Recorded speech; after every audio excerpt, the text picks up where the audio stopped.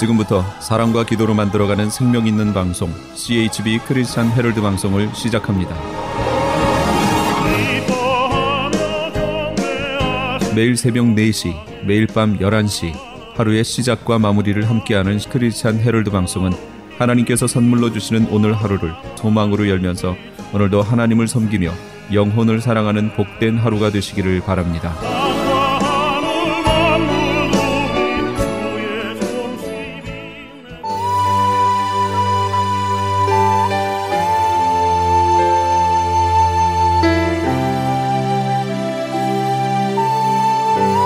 이 새벽을 주님과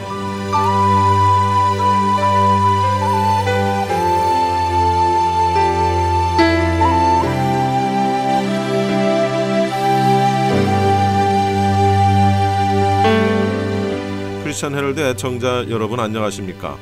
이 새벽을 주님과 정대철 목사입니다. 오늘도 주님의 은혜 가운데 안녕히 주무셨습니까? 크리스찬 헤럴드는 신문을 시작으로 라디오 그리고 이제는 공중파 채널인 18.88을 통해 텔레비전으로도 함께 하실 수 있습니다.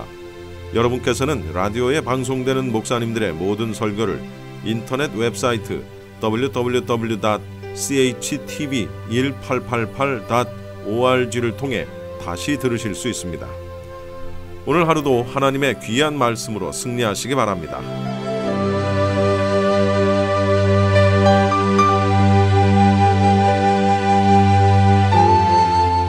이 시간에는 먼저 남서울중앙교회 피종진 목사님께서 마태복음 18장 3절로 5절까지를 본문으로 어린이는 천국 백성의 모델이라는 제목의 설교 말씀해 주시겠습니다. 어떤 아이가 아버지한테 물었습니다. 아빠 누가 지었어? 하나님이. 그럼 나는 누가 지었어? 하나님이 지었다. 그럼 하나님 솜씨가 굉장히 좋아지신네. 아버지 얼굴 보니까 잘 못 만드는 것 같고 자기는 보니까 예쁘니까 하나님 솜씨가 아주 좋아졌다고. 이렇게 아이들은 순진합니다. 막 아버지하고 낚시하는데 해변가 가서 벼락 천둥이 치니까 아버지는 죄가 많아서 벼락 맞아 죽을 줄 알고 벌벌벌 떨고 있는데 아이는 막 아빠 저 천사들이 후라시 터뜨리고 우리 예뻐서 사진 찍어 빨리 폼제 웃어 얼굴 들어. 자, 이 한마디 우연 같지만은 이 어른들의 마음속에 온갖 거짓, 오만, 가장, 위장, 교만 이런 것들이 꽉 차 있지만은 아이들은 너무나 깨끗하고 너무나 순진한 거예요. 예? 우리는 정말 어린 아이의 순진성을 배워야 됩니다. 아이들은 바보 같은 말을 해도 절대 그것이 아주 무식하게 보이지 않고 그것이 더 아름답게 보이고 귀하게 보이지는 것입니다. 왜 그러냐?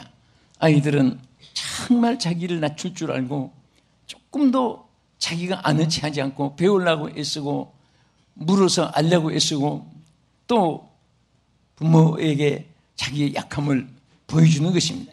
그래서 마태복음 18장 4절에 보면 그런 분은 누구든지 이 어린 아이와 같이 자기를 낮추는 사람이 천국에서 큰 자니라. 아멘.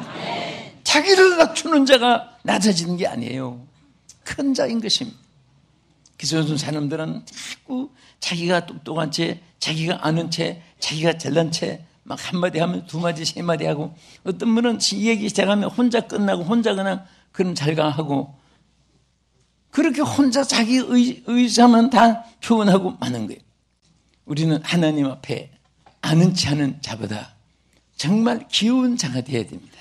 네? 똑똑한 체 하는 것보다도 귀여운 자가 돼야 돼요. 우리 옆에 분에게 나 귀엽지요? 네, 여러분들이 그렇게 모두 인정받기를 바랍니다. 그래서 하나님은 정말 이렇게 어린 아이가 자기를 낮출 때 그것이 바보처럼 보이는 것이 아니라 그러니까 더 사랑이 가고 그러니까 더 관심이 가고 그러니까 더 애착이 가는 거예요. 오늘 이 세상의 역사를 통해서 봐도 잘난 채, 똑똑한 채, 아는 채, 가진 채 이런 사람 치고 끝에 말로가 제일 좋은 사람, 행복한 사람이 없습니다. 거의 끝에 비참해요. 후세인은 항상 안경을 쓰고 선글라스를 많은 거 쓰고 다니니까 밑에 있는 부하들이 그 참모들이 어떻게 항상 안경을 이렇게 쓰고 다닙니까? 선글라스를 이렇게 쓰고 다니십니까? 그랬더니 내 미래가 너무 찬란해요. 눈이 비치서 내가 이렇게 검은 안경을 쓰고 다닌다. 이런 교만한 말을 했지만은 얼마나 비참하게 망했습니까? 자기 동상 다 비참하게 목 잘리고 전부 다 땅에 뜨뜨뜨리고 정말 자기도 마지막 얼마나 비참하게 인정을 했어요. 그런데 어느 사람이 망했다 흥했다 그거 좋다는 것보다도 역사의 교훈은 교만한 자는 언제든지 성경 말씀대로 넘어지는 거예요. 겸손한 자는 높아지는 것입니다. 여러분들이 그렇다고 해서 바보처럼 속으로는 게 아니라 뱀은 지혜롭게 뱀같이 지혜는 뱀같이 하라고 했듯이 지혜롭게 하되 항상 우리는 자기 가진 인격을 소유하고 낮은 자리에 있으면은 그 사람은 언제나 하나님 앞에 높아지고 크게 쓰임받게 될 줄로 믿으시기 바랍니다. 할렐루야. 두 번째는 어린아이는 사모하고 의지하는 자입니다. 어린아이는 사모하고 의지하는 자예요. 정말 이 어린아이는요, 무엇을 먹을까 입을까 앉아서 걱정하지 않습니다. 출세지향주의로 나가지도 않습니다. 치부하고 한탕주의, 여행주의를 머릿속에 구상하지도 않습니다. 항상 그는 어머니를 사모하는 것입니다. 자다가도 옆에 엄마가 없으면 엄마 부르고 엄마를 부를 줄 모르는 어린아이는 그냥 앙앙 울어댑니다. 그만큼 어머니를 사모하기 때문에 어린아이는 어머니만 곁에 있으면 돼요.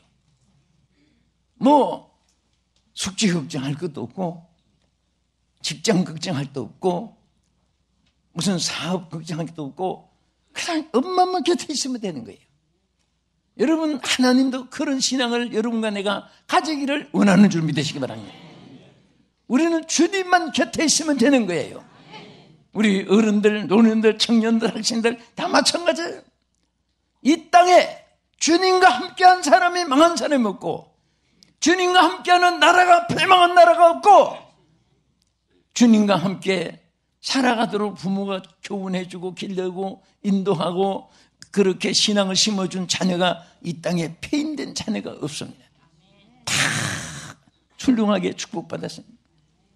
링컨 같은 어릴 때의 어머니는 유산도 물려줄 것도 없고 너는 이 땅에 땅 토지 백마지기 가지는 자가 되지 말고 백익화 가진 자 되지 말고 성경 한 권을 가진 자가 되라 하고 마지막 신앙 한마디에 유산으로 남겨두었지만은 그는 미국의 대통령을 2번이나 했습니다. 우리는 몇 번 하면 몇 대 나가지 않고 거기는 한 사람이 2번 하고 3번 해도 1대로 치니까 16대로 붙이지만은 그는 2번이나 대통령에 당선됐습니다. 공부한 것도 없습니다. 학력도 부족했습니다. 그래도 하나님이 역사하니까 그런 흑인을 해방시키는 자유를 심어주었고 역사의 가장 큰 인물로서 미국 44명의 대통령 중에 최고로 존경받는 대통령이 된 것입니다. 항상 우리는 언제든지 정말 하나님 의지하는 자가 되어야 됩니다. 하나님을 사모하는 자가 되어야 됩니다. 또 우리 자녀들이 그렇게 신앙이 자라도록 심어줘야 되는 줄로 믿습니다. 그래서 하나님은 항상 사모하는 자에게 하나님이 약속한 것이 있습니다. 시편 107편 9절에 보면은 따라합시다. 그가 사모하는 영혼에게 만족을 주시며 할렐루야. 사모하는 영혼에게 무엇을 주신다고요? 만족을 주시는 거예요. 우리는 뭔가 만족하지 못하니까 불평이 생기는 거고 만족하지 못하니까 짜증스럽고 혈기가 나고 분노가 터지고 원망이 생기고 누구 때문에 다 모든 것이 핑계가 나고 그렇습니다. 만족하면 이래도 감사 저래도 감사 이래도 기쁨 저래도 기쁨 이래도 노래가 터지고 웃음이 터지고 춤이 나오고 얼씨구절씨구 항상 리듬 속에 사는 거예요. 만족하니까. 여러분 길 걷는 거 보면요 저 사람이 만족한가 행복한가 불행이 있는가 관심 있는가 알아요. 발걸음 뒤에서 보면요, 만족한 사람 발이 붙었는지 밤에 가볍습니다. 손놀림도 가볍습니다. 그러나 이게 무슨 문제가 있는 사람은 그 저울에 달아보면 무거운 얼마 안 되지만 마음에 천근만근이 되기 때문에 무겁게 가. 눈동자 놀리는 것도 싫어하고 고개 돌리는 것도 싫어하고 좋은 음악도 기계 소리같이 들리고 아름다운 꽃을 봐도 쓰레기같이 보이고 반가운 사람 봐도 강도 사기꾼같이 보이고 모든 것이 다 포기 상태예요. 사람이 포기하는 것이 얼마나 불행한지 모릅니다. 뭔가 의욕을 가지는 사람은 지금 실패해도 성공할 수가 있습니다. 포기하는 사람은 천하에서 최고로 성공해도 나중에는 폐인이 되고 실패자가 되고 낙오자가 되고 그리고 정말 좌절하고 마는 것입니다. 그래서 항상 우리는 사모하는 마음을 가지는데 무엇을 사모하느냐? 내 진정 사모하는 주님을 사모하는 자가 되고 나의 기쁨 나의 소망 되시며 나의 생명이 되신 주 하면서 찬송을 부르고 주님을 사모하고 주님을 향하는 마음이 있을 때에 왜 얼굴에 기미가 끼고 속 주름이 끼겠습니까? 위장증, 두통병, 복통, 복통, 관절통, 신경통, 치통 생기겠습니까? 하나님께서 만족한 자에게는 병이 치료가 되는 것입니다. 기쁨의 혈액순환이 모든 백혈구 강화시켜가지고 질병을 다 소멸시키는 거예요. 오늘 시시한 거 가지고 아무것도 아닌 거 가지고 거기에 가치관을 크게 두고 평가하고 거기서 목숨 걸고 사활을 걸고 생명을 걸고 자기의 인생을 걸고 사는 사람 보면은 가치관이 없는 사람이고 소망 대신 예수님을 소유하지 못한 사람이기 때문에 그렇습니다. 주님을 소유한 사람은 여러분 주님으로 만족하니까 다른 것은 그거 다 웃으면서 지날 수 있습니다. 그까짓 거 하고 이길 수가 있습니다. 여러분 이 세상 살면서 그까짓 거 그런 마음이 많이 가슴속에 있기를 축원합니다. 응? 우리는 정말 전능하시고 천지 만물을 통치하시는 하나님과 함께하는 사람은요, 그 하나님의 그 능력과 그 꿈과 비전이 삶 속에도 하나님의 그림자처럼 우리에게 비춰오는 것입니다. 응? 절대 시시하고 째째하고 아무것도 아니고 가치 없고 보잘것없고 그런 것 때문에 여러분들이 막 짜증내고 신경질 내고 거기에 여러분들이 시간 보내고 그렇게 하지 않기를 바랍니다. 응? 항상 군자는 대로라는 말이 있습니다. 언제든지 큰 틀에서 살아야 돼요. 큰 비전을 가지고 살아야 되는 것입니다. 해불 양수처럼 살아야 되는 것입니다. 바닷물은 정말 멋있어요. 이번에 대마도 배로 내가 오고 가고 비행기가 안 가니까 오히려 또 배도 타고 싶고 해서 간데 와 너무너무 좋은 거예요. 바다를 보는데 바다야 너는 어쩜 이렇게 넓으냐. 내 마음도 좀 넓어야지 표정지나. 자 여러분도 내가 바다같이 넓어야지 하면 자기를 가리키면서 기마무게 바가무게 하세요. 표정지나 하지 말고. 자 바다같이 넓어야지. 10년 동안 연습해본 가지잖아요. 그렇게 살아요. 정말 우리가 삶을 보면요.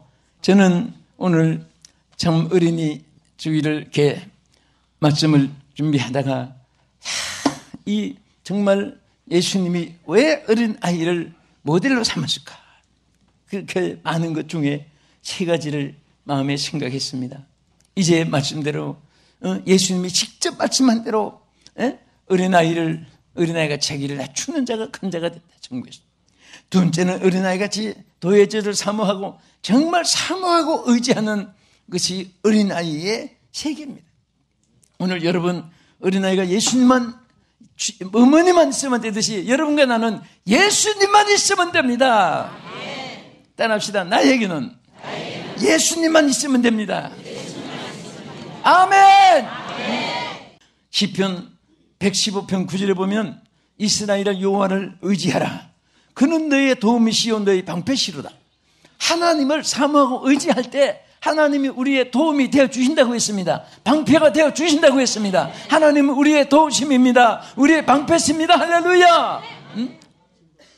사람은 수단과 방법이 있으면 빨리 출세하는 것 같지만은 하나님은 그런 사람을 오히려 도와주다가도 자기 방법으로 살려고 하면은 하나님께 소외를 당하는 거예요. 저도 이렇게 목사님들도 보면 참 순진한 분이 있습니다. 제가 어제 그 교회 헌당 설교를 하고 왔는데요. 이 목사님이 머리가 아주 수제입니다. 이분이 어떻게 은혜를 받아가지고 목사님이 됐습니다. 막 목사님이 돼가지고 수년 전에 필리핀에서 여러분 선교 가면 뭐 도시에서 화려하고 그런 거 대중 집회도 있지만은 동시에 떨어진 그 문화를 등진 그런 시골에서 비가 새고 그런 집에서 이제 장로가면서 그들 막 북미마다 다니면서 노방 전도해서 모아놓고 예수 믿게 하고 가진 선물도 나눠주고 그렇게 하면서 전도를 하는데 분이가 잘생기고 똑똑하고 그런 분이 그렇게 한 분 열심히 해요. 그래서 참 또 원자력의 한국의 권위자고 그 원자력 연구소에 또 이 상당한 그 교수 중에도 권위가 있고 그런데 어떻게 이렇게 열심히 하는가 나중에 알고 보니까 이분이 은혜를 받아서 하나님 복음을 전하고 싶어서 막 이렇게 먼저 목회하기 전에 해외에 이렇게 나왔더라고요.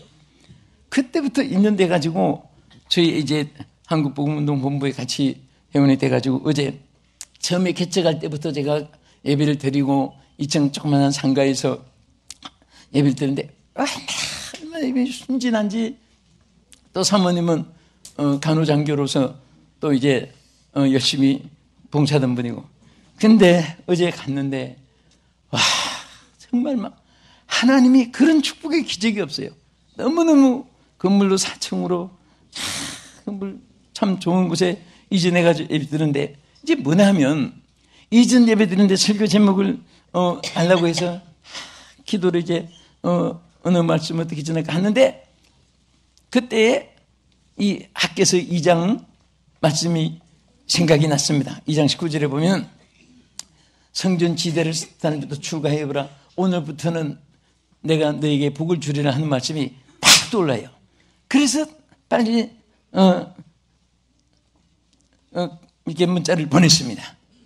카톡으로 문자를 보내고 있는데 이번에 갔더니 막 이번에 울먹이면서 목사님 어쩌면 그래요. 왜 그러냐 그랬더니 자기가 작년에 그 성전 계획한 날이 거기 성경 학교에서 2장 19절 보면은 9월 24일에 성전 지대던 그날부터 복을 주려 했는데 바로 그날이 작년에 이 건물 계약한 날이 9월 24일이라는 거예요.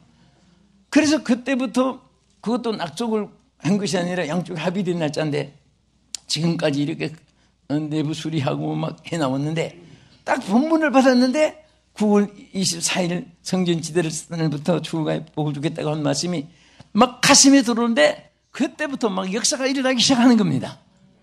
여러분 하나님 역사하면요 안 되는 거 되게 되고 없는 거 잃게 되고 모르는 거 알게 되고 다 채워주는 거예요. 절대 사람의 방법으로 된 게 아닙니다.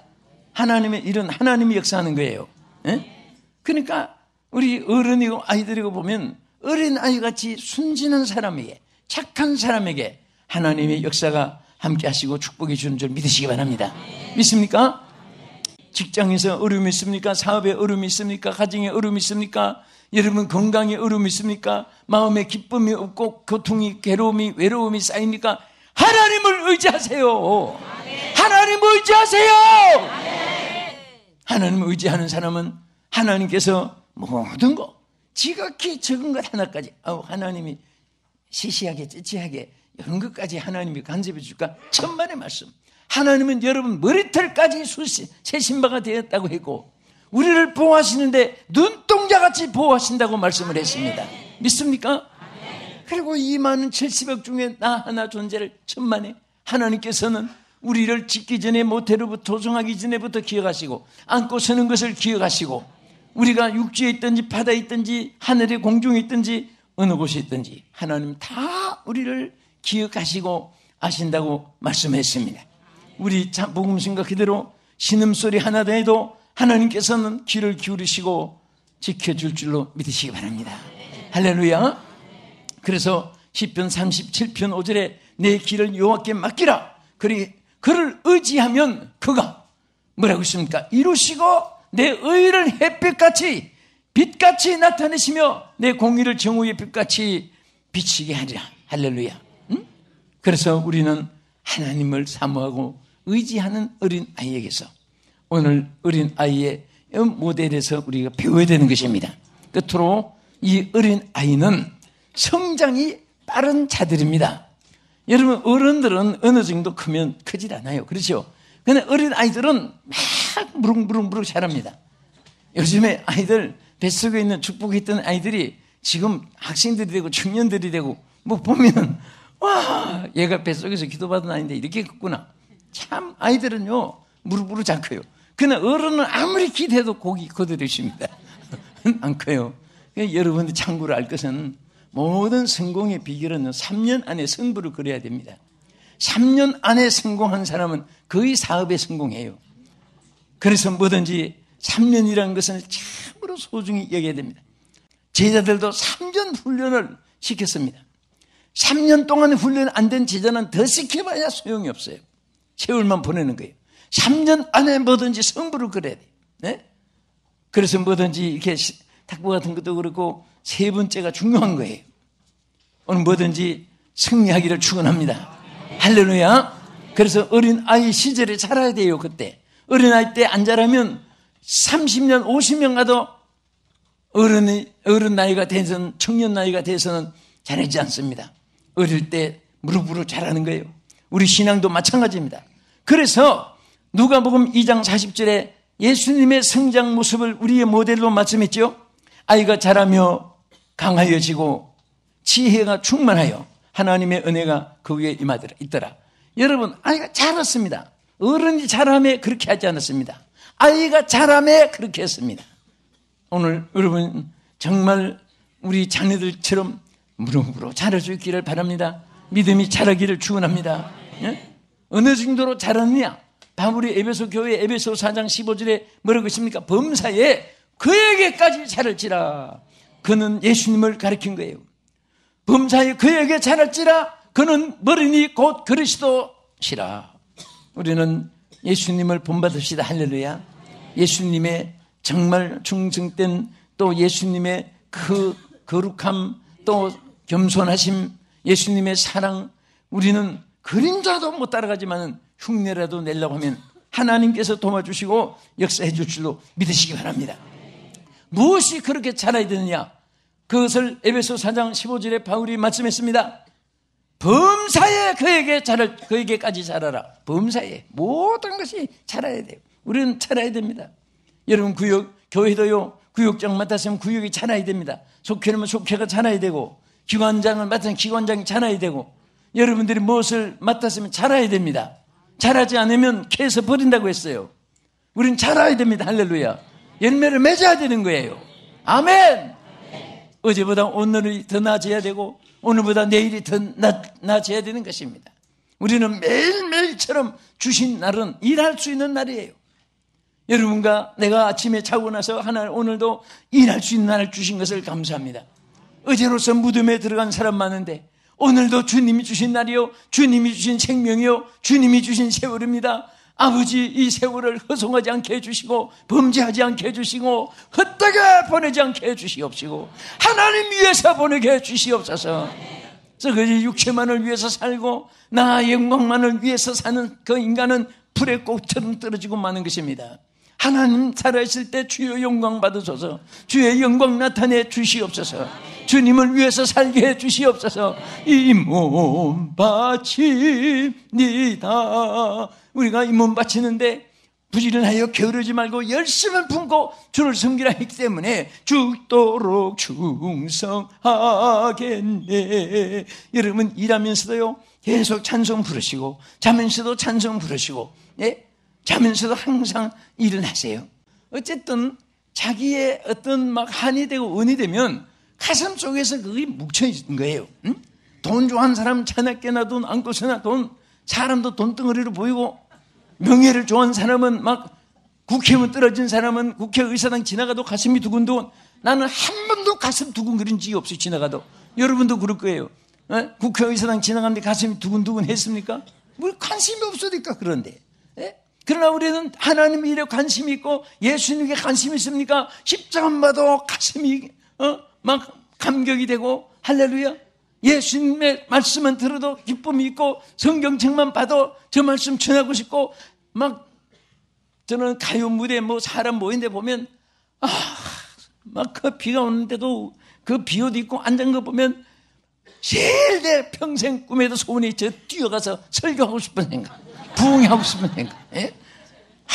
하나님 말씀 듣고 가면 저들이 영원히 살 텐데 그 밤낮 그 듣는 그 노래 그 믿고 가면 한두 시간 끝나는 건데 저렇게 참 왜 먹게 다닐까 그런 생각이 나지만 또 그들은 그게 또 그런 재미가 없으면 또 살 맛이 없는 모양이죠. 어쨌든 우리는요 정말 오늘 어린아이 심정으로 첫째는 우리는 어린아이는 자기를 낮추고 두 번째는 엄마 없으면 못 사는 줄 알고 사모하고 의지하고 그 다음에 우리는 정말 어린아이와 같이 무엇이든지 우리가 정말 성장해야 됩니다. 성장해야 돼요. 여러분 신앙도 성장하고 사업도 성장하고 믿음도 성장되고 우리 교회도 성장되고 각 기관들이 다 성장되기를 주의 이름으로 축원합니다. 기도하겠습니다.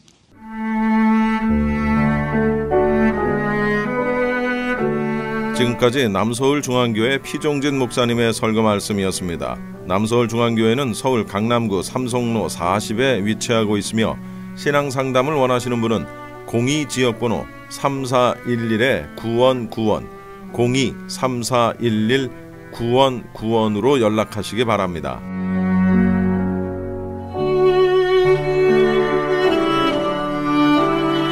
이어서 프레이즈 교회의 로마서 강해 시간입니다. 오늘은 로마서 2장 17절로 29절까지를 본문으로 위선적인 유대인에 대한 심판이라는 제목의 설교 말씀입니다. 그래서 어떻게 됐다고요?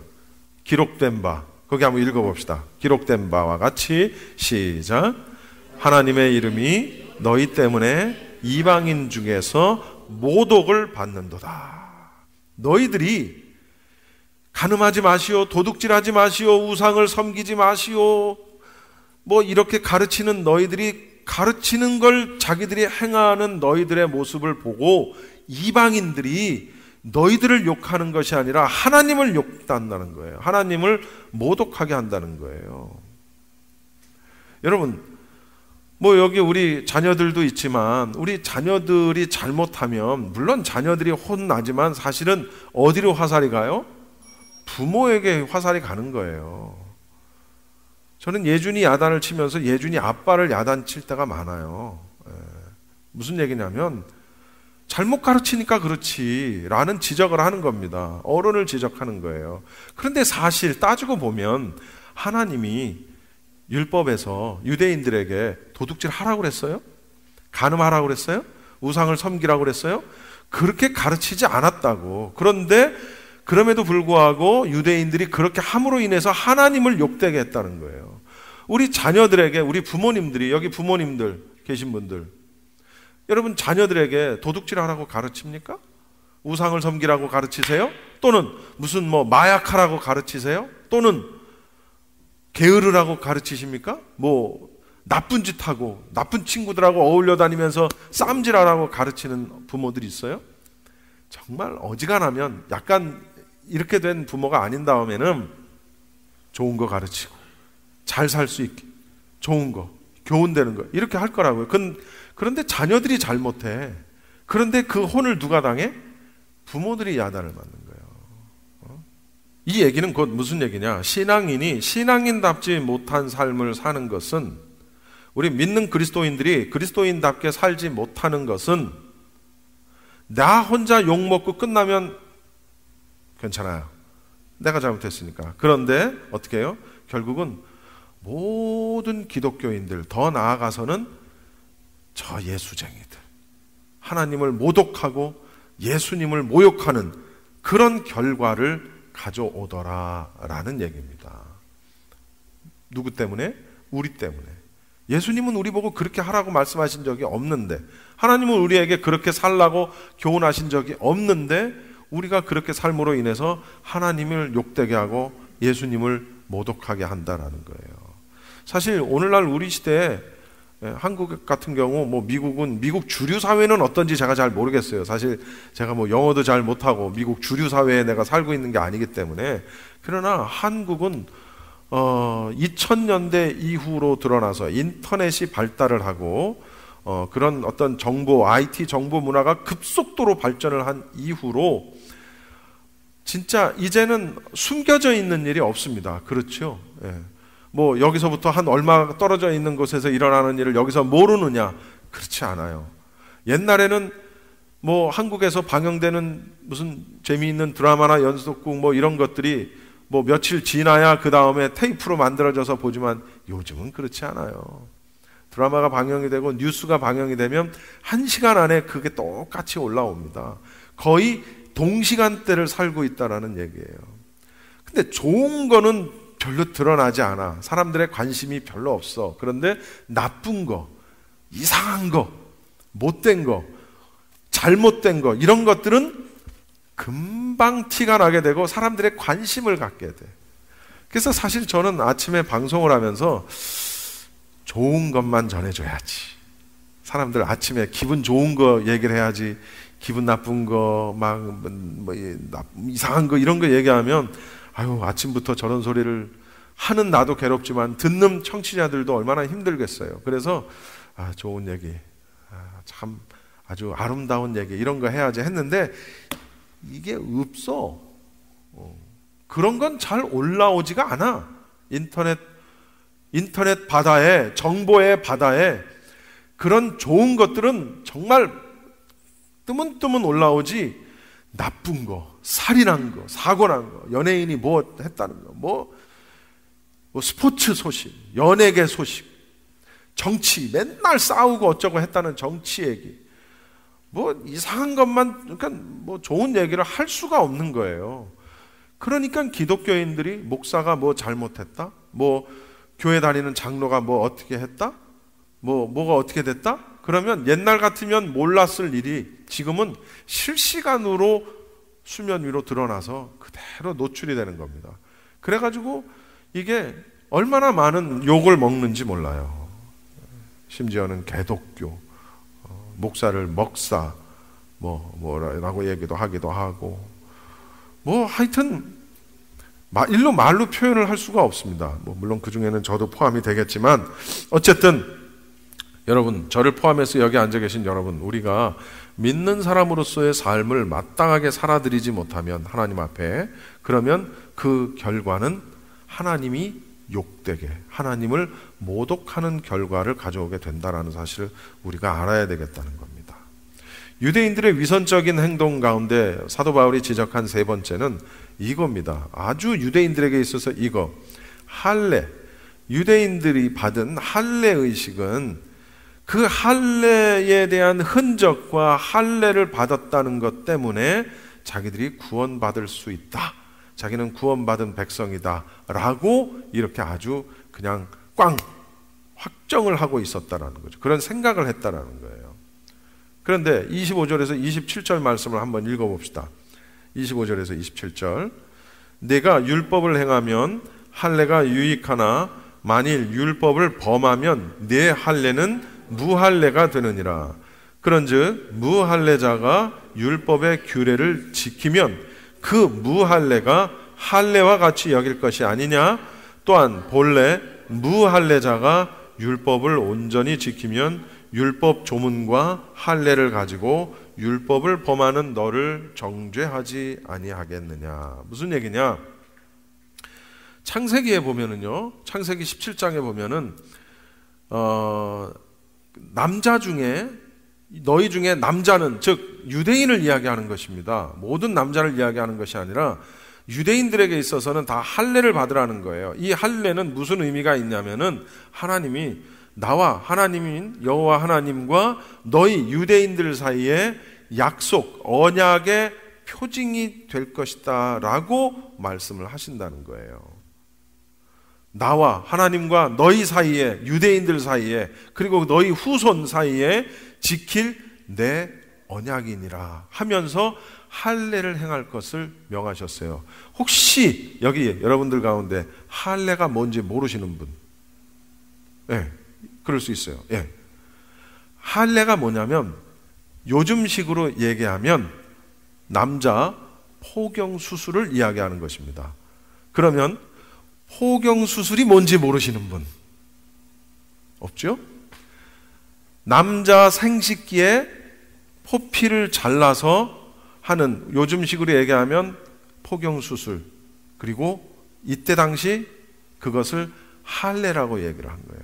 그래서 이스라엘 남자들은 할례를 함으로 인해서 하나님과 이스라엘 백성 사이에 그것이 언약의 표징이 된다. 그것이 창세기에 있단 말이에요. 그 말씀이.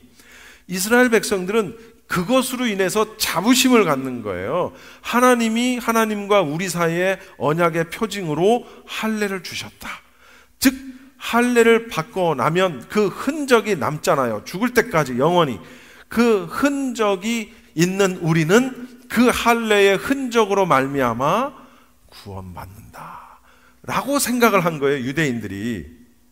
사도 바울은 그것이 너희들이 가지고 있는 착각이라는 사실을 지금 지적을 하고 있는 겁니다. 어떻게? 할례를 받았어도 너희들이 알고 있는 모세오경 율법을 행하지 아니하면, 율법을 행하는 삶이 없으면 그 할례는 무효라는 거예요. 무효. 얼마나 깜짝 놀랐겠어요. 이 사람들은 대대로 할례에 대한 표징을 가지고 하나님과 나와 사이에 언약이라는, 그래서 나는 구원받은 백성이라는 생각을 태어날 때부터 아예 유전자적으로 DNA적으로 가지고 있는 민족이었는데, 웃겨? 아니야. 너희들이 그 율법을 지켜 행하지 않으면 너희들이 받은 그 할례는 무할례가 되는 거야 라고 지적을 하면서 거기에 한 걸음 더 나아가서 사도 바울이 뭐라고 얘기하냐면은 이방인들 가운데, 즉 이방인은 할례를 안 받잖아요. 할례를 받지 않은 이방인들이 오히려 율법을 잘 지키면 그 사람은 할례자가 된다는 거예요. 그러니까 흔적은 중요하지가 않다라는 거예요. 그 육체에 그런 칼을 대서 그런 흔적을 만든 것은 아무 의미가 없다는 거예요. 율법을 지키지 않으면. 지금 사도 바울이 그걸 지적을 하고 있는 거예요. 만약에 하나님이 그 할례를 거기다가 하지 말고 팔에다 해라, 그러면 어땠을까? 그럼 이스라엘 백성들 아마 뭐 팔에 어디다가 이렇게 할례를 행했다, 그러면 아마 평생 이거 보이면서 자랑했을 거야. 나는 이거 있어, 이씨. 그러면 이제 우리는 뭐라고 얘기해야 돼요? 그래, 네 팔뚝 굵다. 왜 네 팔뚝 굵다가 나왔는지 모르겠는데, 다리에 있어도, 다리에 있으면 다리를 걷고 다닐 거야. 아마 남자들도 여자들처럼 치마 입고 다닐지도 몰라. 미니스커트 입고 다니면서 보여주고. 그런데 하나님이 참 안 보이는 데에다가 그거 해놓고서는 바지 내리고 이러고 다니는 사람 없잖아요. 그건 이상한 거지. 그거는 나 할례 받았다 그러면서 이거 보이면서 다니면 그건 할례가 아니라 할렐렐렐렐렐 아니라고요. 하나님이 참 그런 면에 있어서는 지혜로우신 분이야, 확실히. 그런데 중요한 건 사도 바울의 말에 의하면 그건 아무 의미가 없다는 거예요. 말씀대로 살지 않으면. 여러분, 할례를 오늘날 무엇으로 대체할 수 있을까요? 할례를 세례. 여기 대부분은 세례를 받으신 분들일 겁니다. 물론 세례를 받지 않은 분들도 계시겠지만 그 할례가 오늘날은 세례는 뭔지 다 아시죠? 세례 받는 거는. 자, 이 말은 곧 이렇게 풀이를 하면 됩니다. 세례를 받는다라는 것은 내가 그리스도인이 되었다라는 것을 증표하는 것입니다. 그러나 세례를 받았으면 무조건 구원이 보장됩니까? 그렇지 않아요. 세례를 받았어도 말씀대로 살지 않으면 무세례가 되는 겁니다. 아무 의미가 없는 거예요. 그러나 죽을 때까지 세례를 받지 못하고 죽기 전에 예수님을 영접하고 믿었다? 근데 세례를 안 받았네? 괜찮아요. 또는 평생도록 예수님을 믿고 교회를 다니면서 세례를 받지 않았어. 괜찮아요. 말씀대로 살았으면 그 무세례가 세례가 되는 겁니다. 의미가 그렇다는 얘기예요. 그러니까 할례를 받았냐 안 받았냐, 혹은 세례를 받았냐 안 받았냐가 중요한 것이 아니라 율법을 지켜 행했느냐 또는 말씀대로 살았느냐, 그것이 내면이라는 거예요. 내면. 그런데 유대인들은 이 내면을 신경 쓰지 않고 외형만 중요하게 여겼다는 얘기입니다. 그래서 예수님도 이 유대인들을 향해 뭐라고 야단을 치셨어요? 이 외식하는 자들아. 밖에 나가 밥 먹는 외식이 아니고 외형만 중요하게 여기는 자들을 예수님이 꾸짖으셨다고요. 내면은 신경 쓰지 않고, 집사 직분을 가지고 있는 사람도 있고 권사 혹은 장로, 전도사, 목사, 이런 직분들이 우리의 구원을 보장해 주지 않는다는 사실입니다. 평생을 목사로서 사역을 했어도 구원 못 받을 사람이 있을 수 있고, 평생을 서리 집사 하나도 받지 못하고 살았어도 구원받을 사람이 있다라는 거예요. 그럼 그건 무엇으로 결정되어지느냐? 내가 예수 그리스도를 믿음으로 영접하고 입으로 시인하고 그 다음에 그 나머지의 내 삶을 말씀대로 살았느냐, 그 말씀대로 산 행위로서 내 믿음을 증명했느냐, 그것으로 결정되어지는 것이지, 내가 세례를 받았느냐, 내가 할례를 받았느냐, 그것으로 결정되어지지 않는다라는 사실입니다. 그리고 이제 사도 바울이 마지막으로 지적했던 게 뭐냐면 28절에서 29절입니다. 이게 사실은 오늘 말씀의 결론입니다. 중요한 건 흔적이 아니라, 표시가 아니라 마음이라는 거예요. 우리 28절, 29절 너무너무 중요한 말씀이에요. 읽읍시다. 28, 29 시작. 무릇 표면적 유대인이 아니요 표면적 육신의 할례가 아니니라. 오직 이면적 유대인이며 할례는 마음에 할지니 영에 있고 율법 조문에 있지 아니한 것이라. 그 칭찬이 사람에게서가 아니요 다만 하나님에게서니라. 여러분, 할례를 어디다 하라고요? 마음에다 하래요. 아니, 할례는 아까 말한 대로 피부에다가 칼을 대서 그 포피를 벗겨내는 겁니다. 그런데 마음에다가 어떻게 칼을 대? 어떻게 돼?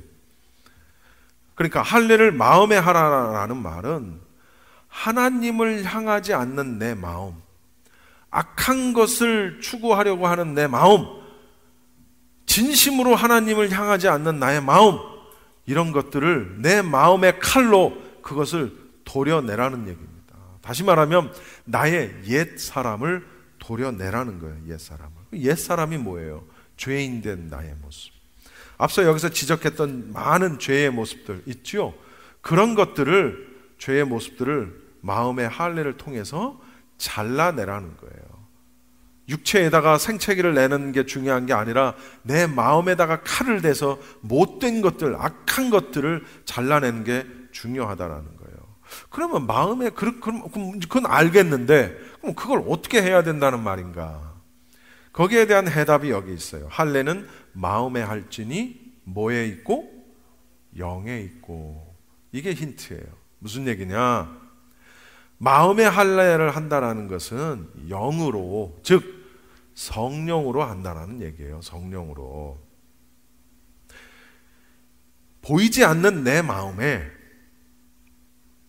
어느 순간부터 성령님이 내 안에 내주하시고, 성령님이 내 안에 함께 하시고, 성령께서 그래서 내 생각과 내 결정과 내 말과 내 삶 전체를 다 주관하게 하시는 것, 그게 중요하다라는 거예요.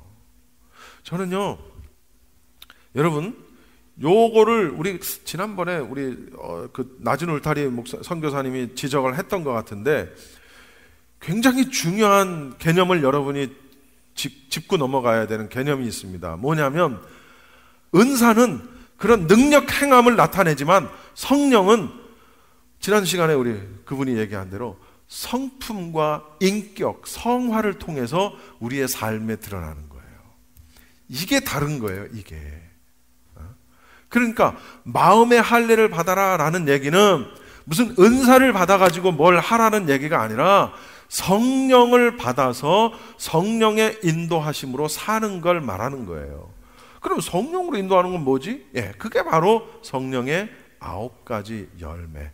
우리의 삶 속에서 우리의 인격과 성품으로 드러나는 열매.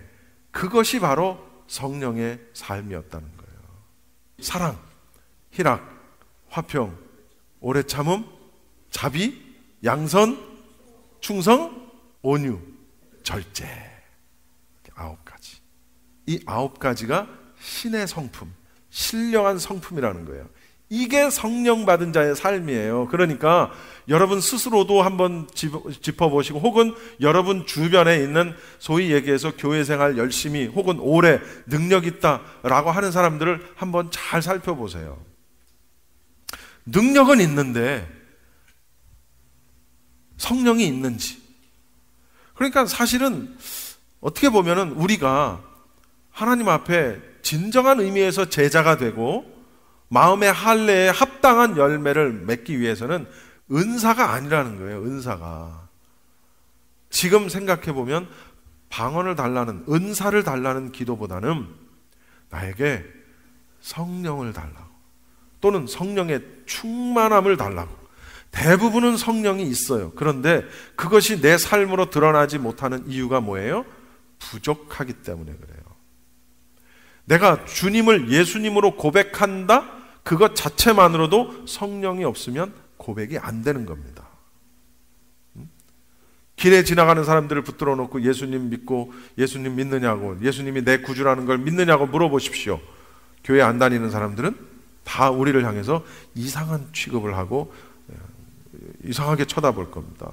무슨 얘기냐면, 예수님을 구주로 영접하고 예수님을 내 구주로 고백할 수 있는 것만으로도 나에게는 성령님이 계시는구나. 그것이 진심으로 고백되어진다면, 그런데 그게 고백은 되어지는데 그 고백에 대한 삶이 내 삶으로 드러나지 못한다? 그것은 내 안에 성령이 충만하지 못하다는 사실을 우리가 깨달아야 되는 거예요. 내 안에 성령이 충만하고 그런 것들이 내 삶으로 드러나면 아까 얘기한 성령의 9가지 열매의 모습으로 내 삶 속에서 그런 것들이 드러나는 거예요. 그게 바로 성품이다. 우리 영 목사님이 예전에 그거 다 했던 거야. 여기 계신 분들 중에는 안 들으신 분들이 많이 계시네. 그것이 다 성품으로 드러나는 거예요. 성품으로, 인격과 능력, 은사로 드러나는 것이 아니라. 마음의 할례를 한다라는 것은 영으로, 즉 성령으로 한다라는 거예요. 그래서 우리가 기도할 때 성령님이 내 안에 더 충만하게 거하시고 역사하시고 내 삶을 주관해 달라고. 내가 어떤 생각, 행동, 보는 것, 듣는 것, 이런 모든 것들로 인하여 성령님이 나를 주관해 달라고 그렇게 기도를 하는 거예요. 그게 우리에게는 굉장히 필요한 기도다라는 사실입니다. 오늘날 그리스도인들은 다양한 징표를 가지고 있습니다. 우리 미국에서는 미국 큰 교회들, 우리 한국 한인 교회 큰 교회들은 그렇게 하는지 내가 잘 모르겠지만 예전에는요, 지금도 그렇게 한대요. 그래서 가장 최근에 온 황희숙 전도사님한테 제가 여쭤보니까 지금 한국 그렇게 한대. 지금도 여전히. 뭐냐면 교인이 되면 그 교회 교패를 갖다가 문 앞에다가 딱 붙이는 게 있습니다. 혹시 붙여보셨습니까? 우리 교회가 프레이즈 교회예요. 그럼 프레이즈 교회 요만한 사이즈로 프레이즈 교회라고 딱 쓴 거를 갖다가 아파트 현관문에다가 혹은 대문에다가 딱 붙여놔요. 그러면 지나가면서 보고, 아하, 이 사람은 프레이즈 교회 교인이구나 라는 걸 알 수 있죠. 뭐 교인인 것도 알 수 있지만 어느 교회에 다니는 사람이라는 것도 알 수 있습니다. 그게 한국에는 보통 교회에서는 보편적으로 그렇게 합니다. 그걸 교패라고 합니다. 그런데 사실 돌이켜보면 교패가 대문 앞에 혹은 아파트 현관문에 붙였다고 해서 그 집에 있는 사람들은 모두 다 구원을 받느냐? 그게 아니라는 거죠. 그렇죠? 그것이 구원의 증표가 되는 것이 아니라는 거예요. 할례가 구원의 증표가 되는 것이 아니라는 거예요. 세례가 구원의 증표가 되는 것이 아니라는 거예요. 상징, 외부로 드러나 있는 모든 것들은 그것이 안 중요한 건 아니지만 그러나 그것이 뭔가를 결정지을 수 있는 것이 아니라는 사실이에요. 구원을 결정지을 수 있느냐? 그럴 수 없다라는 사실입니다. 그래서 마음의 할례를 한다는 것이 중요합니다. 저를 포함해서 말씀을 전하고 있는 저를 포함해서 여기 앉아 계신 뭐 한 20명 정도 되는 여러분이요. 여러분 어떤 분은 직장에서, 어떤 분은 가정에서, 직장에서, 학교에서, 뭐 어디에서 우리가 이제 우리의 삶을 삽니다. 우리의 삶을 사는데 그곳에서 내가 그리스도의 향기를 내뿜을 수 없다면, 아름다운 그리스도의 향기, 누가 봐도 저 사람은 그리스도인이야, 누가 봐도 그런 향기를 내뿜을 수 없다면 우리는 회개해야 된다는 거죠. 어느 주인가요? 어느 주에서, 어느 식당에서 한 맹인이, 앞을 보지 못하는 맹인이 식당에 들어섭니다. 아니, 앞을 보지 못하는 게 아니라 손이 없는 맹인이 식당에 들어섭니다. 그리고 식당의 자리에 앉아서 음식을 주문을 합니다. 그리고 음식이 그 앞에 탁 놓여집니다. 이 사람은 뭐가 없다고요? 손이 없어요. 음식을 어떻게 먹어요? 못 먹잖아요. 못 먹잖아요. 그러고 앉아있는데 그 식당에서 일하는 한 젊은 종업원이 오더니 그 사람 앞에 탁 앉더니 그 사람의 주문한 식사를 포크로 챙겨서 그 사람 입에다가 이렇게 넣어주기 시작하는 거예요. 무려 30분 동안을 앉아서 담소도 나누면서 음식을 그 입에다가 이렇게 넣어주는 거예요. 다른 사람들이, 거기에 식당에 온 손님들은 너무나도 신기한 듯이 그 청년을 바라보고, 그런데 그 식당에서 일하는 그 종업원과 그 일하는 모든 사람들은 하나도 신기한 듯이 그를 쳐다보지 않았어요. 왜일까요? 그 청년은 늘 그랬기 때문에. 그 청년을 모르는 사람들은 너무나도 신기하고 참 기특하기도 하고, 젊은이가. 그런데 그곳에서 같이 일했던 사람들은 그가 늘 그렇게 선한 일을 했고 늘 그렇게 착했던 사람이기 때문에, 그 기사에는 그가 크리스찬인지 아닌지 그런 정보는 없습니다. 잘 모르겠어요.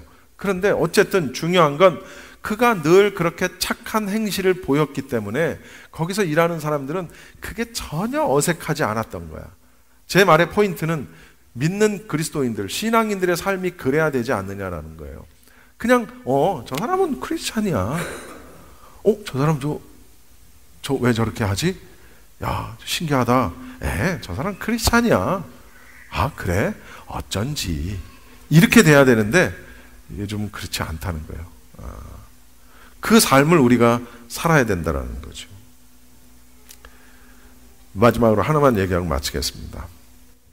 아주 외식하는 전형적인 모습입니다. 1453년 회교 군대가 콘스탄티노플을 포위했을 때의 일입니다. 그것은, 이 콘스탄티노플이라는 것은 그때 당시에 로마와 함께 중세 기독교의 성도라고 할 수 있는 그런 곳이었어요.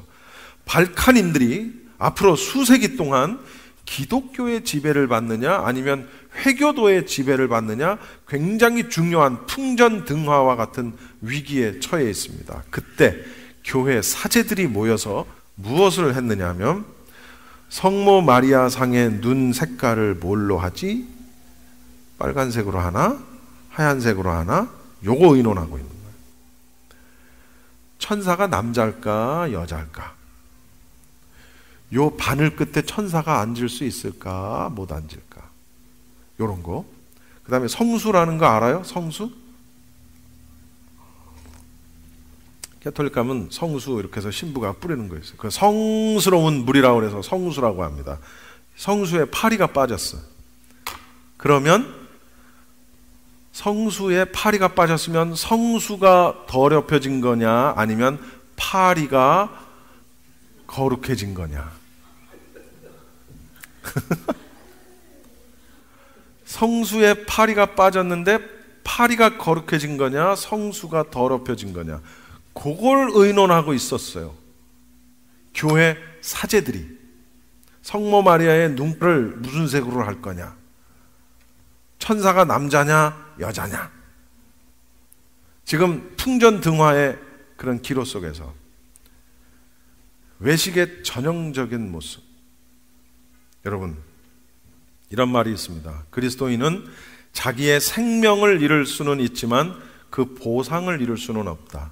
그는 자기의 머리를 잃을 수는 있지만 면류관은 잃을 수 없다. 그런 말이 있습니다. 저를 포함해서 여기 앉아 계신 여러분, 세례 받았다고요? 집사라고요? 권사라고요? 우린 뭐 장로는 없으니까 뭐 목사라고요? 여러분, 하나도 중요하지 않아요. 뭐냐면 말씀대로 사는 게 중요해요. 마음의 할례가 중요하지 세례가 중요한 게 아니에요. 즉 마음의 세례가 중요한 것이지 이렇게 목사가 하는 세례가 중요한 것이 아니라는 거예요. 오늘 이후로부터 저를 포함해 여러분 모두가 다 그러한 성령님의 내주하심으로, 성령님의 인도하심을 받는 그런 마음의 세례를 통해서 말씀대로 사는 그런 저와 여러분이 다 되십시다. 기도하겠습니다.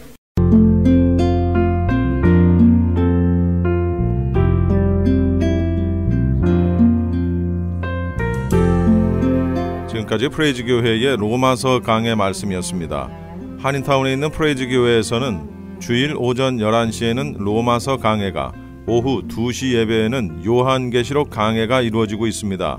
참여를 원하시는 분들은 2668 웨스트 피코 블루버드 피코와 캔모어에 위치한 프레이즈 교회로 오시거나 전화 213-700-9833 213-700-9833번으로 문의하시기 바랍니다. 미주 한인 교계 영감을 만들어 배포했던 크리스천 헤럴드가 이번에는 미주 한인 교계 지도자 임명 사전을 만듭니다. 미주 한인 교계 지도자 임명 사전은 목사를 비롯한 선교사, 장로 그리고 각종 기관의 기관장들의 인적 사항을 담은 한인 교계 임명록으로서 미주 한인 성도들은 물론 우리의 후손들에게도 아름다운 유산으로 남겨질 것입니다. 미주 한인 교계 연감에 이은 이번 미주 한인 교계 지도자 임명 사전은 명예나 자랑이 아닌 힘들고 어렵게 쌓아올린 수고와 땀의 결정체들이 헛되지 않도록 기록물로 남기려고 하는 의도에서 기획됐습니다. 올 연말 출판 계획을 갖고 있사오니 한인 교계 지도자들의 많은 참여를 바랍니다. 미주 한인 교계 지도자 임명 사전과 관련된 자세한 문의는 크리스천 헤럴드 213-353-0777 213-353-0777번으로 하시기 바랍니다.